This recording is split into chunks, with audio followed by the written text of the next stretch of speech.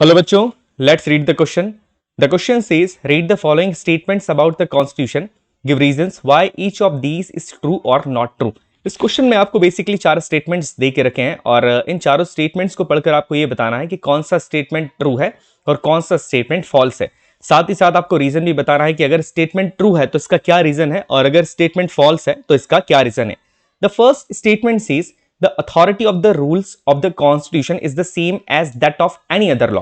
कि कॉन्स्टिट्यूशन के रूल्स की जो अथॉरिटी होती है, संविधान के जो रूल्स है, जो रेगुलेशंस हैं, उनकी जो अथॉरिटी होती है वो किसी भी ऑर्डिनरी लॉ की तरह ही होती है, किसी भी ऑर्डिनरी या अदर लॉ की तरह ही होती है. क्या स्टेटमेंट ट्रू है? देखिए, इसका आंसर होगा it is not a true statement. ये बिल्कुल भी ट्रू स्टेटमेंट नहीं है. अब इसका रीजन क्या है? Because the authority of rules of the constitution is much more than that of any other law and constitution is supreme law of land. देखिए, यहां पर साफ साफ लिखा है कि कॉन्स्टिट्यूशन की जो अथॉरिटी होती है, संविधान के अंदर जो रूल्स दे के रखे हैं, जो रेगुलेशंस दे के रखे हैं, उनकी जो अथॉरिटी होती है वो किसी भी ऑर्डिनरी लॉ से बहुत बड़ी होती है, बहुत ज्यादा होती है. क्योंकि जब भी कोई ऑर्डिनरी लॉ बनता है तो वो कॉन्स्टिट्यूशन के अकॉर्डिंग बनता है, कॉन्स्टिट्यूशन के रूल्स के अकॉर्डिंग बनता है. क्योंकि जो सबसे बड़ा लॉ है लैंड का, जो जमीन का, या कह सकते हैं किसी भी कंट्री का सबसे बड़ा लॉ है, वो हमारा कॉन्स्टिट्यूशन ही है. और कॉन्स्टिट्यूशन के अंडर ही, उसके नीचे ही सारे ऑर्डिनरी लॉज बनते हैं. It is described how government elects and their powers, right of citizens and their protection. This is totally different than any other law. साथ ही साथ हमारा जो कॉन्स्टिट्यूशन है वो ये बताता है कि कैसे सरकार इलेक्ट की जाएगी, सिटीजन्स के राइट क्या होंगे, उनके राइट्स को कैसे प्रोटेक्ट किया जाएगा, जो कि किसी भी ऑर्डिनरी लॉ के प्रोविजन से काफी अलग होते हैं. और इसीलिए संविधान के हिसाब से ही हमारा देश चलता है और कॉन्स्टिट्यूशन ही हमारी कंट्री का सबसे बड़ा सुप्रीम लॉ होता है. और ये ऑर्डिनरी लॉ से काफी डिफरेंट भी है और ऑर्डिनरी लॉ से ये बहुत बड़ा है. नेक्स्ट स्टेटमेंट यहां पर कहता है कि constitution lays down how different organs of the government will be form. कि हमारा संविधान, हमारा कॉन्स्टिट्यूशन हमें यह बताता है कि जो गवर्नमेंट के डिफरेंट ऑर्गन्स हैं, जो डिफरेंट ऑर्गन्स हैं, वो किस तरीके से फॉर्म होंगे. क्या ये स्टेटमेंट ट्रू है? जी हाँ, ये स्टेटमेंट बिल्कुल ट्रू है.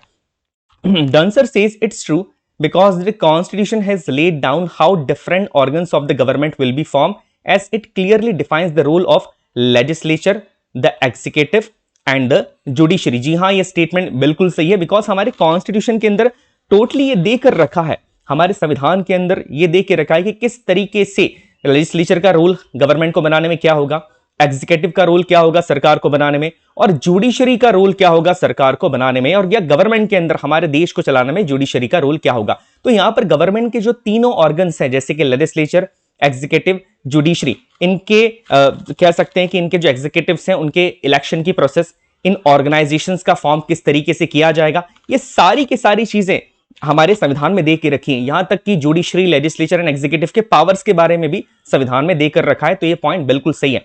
And also it states they should be formed and by whom. और साथ ही साथ संविधान में यह भी देकर रखा है कि कैसे ये तीनों ऑर्गन्स फॉर्म किए जाएंगे और कौन इन ऑर्गन्स को फॉर्म कर सकता है. दैट मीन्स ये स्टेटमेंट भी यहां पर ट्रू है. तीसरा स्टेटमेंट यहां पर कहता है कि rights of citizens and limits on the power of the government are laid down in the constitution. Citizens के राइट्स और गवर्नमेंट के जो लिमिट है पावर पे, वो भी देकर रखे हैं हमारे संविधान के अंदर. अब क्या ये स्टेटमेंट ट्रू है? जी हाँ, ये स्टेटमेंट भी बिल्कुल ट्रू है. The answer says it's true. The right of citizens laid down in constitution as fundamental rights. की जो सिटीजंस के राइट्स हैं, हमारे सभी के, आपको और मुझे कुछ मौलिक अधिकार मिले हैं, कुछ बेसिक अधिकार मिले हैं, वो हमारे संविधान के अंदर दे के रखे हैं. और किस फॉर्म में दे के रखे हैं? हमारे फंडामेंटल राइट्स के फॉर्म में, which are enforceable by law. जो कि लॉ के थ्रू इन्फोर्सेबल है, कानून के द्वारा इसे इन्फोर्स किया जाता है. दैट मीन्स ये जस्टिसेबल हुए होते हैं. And these rights provided to each and every citizen of India. और ये सारे जो राइट्स हैं वो ईच और एंड एवरी सिटीजन को प्रोवाइड किए गए. दैट मीन्स सारे सिटीजन को ये राइट प्रोवाइड किए गए हैं. और इसी तरीके से यहां पर यह भी कहा जाता है कि power of the government are laid down in the constitution. की limit on the power of the government, कि हमारे जो फंडामेंटल राइट्स हैं उन राइट्स के थ्रू ही गवर्नमेंट के पावर पे लिमिट लगाई जाती है. बिकॉज हमारे फंडामेंटल राइट्स जस्टिसेबल होते हैं और सरकार भी हमारे फंडामेंटल राइट्स को हमसे छीन नहीं सकती है. तो इस तरीके से गवर्नमेंट के पावर पर भी ये लिमिट लगाते हैं.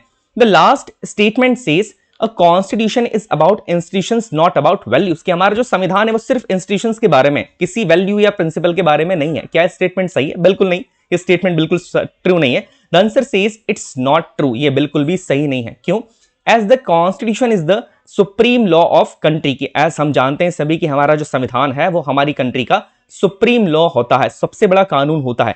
And holds values like justice, equality, liberty, fraternity etcetera. और उसके अंदर बहुत सारी वैल्यूज है, जैसे कि जस्टिस है, इक्वालिटी है, लिबर्टी है, फैटर्निटी है, जो कि हमारे संविधान के प्रियम्बल में देके रखी है। तो ये सारे प्रिंसिपल्स, ये सारी वैल्यूज हमारे संविधान के अंदर देके रखी है, which is given in are preamble. और ये चीजें किसमें देके रखी है? प्रियम्बल के अंदर देके रखी है। तो ये सारी वैल्यूज अगर हमारे कॉन्स्टिट्यूशन में देकर रखी है, तो हम ये कैसे कह सकते हैं कि constitution is only about the institutions? That's why ये स्टेटमेंट यहां पर फॉल्स हो जाएगा, ये स्टेटमेंट यहां पर ट्रू नहीं है। I hope you understood the question as well as answer. Best of luck.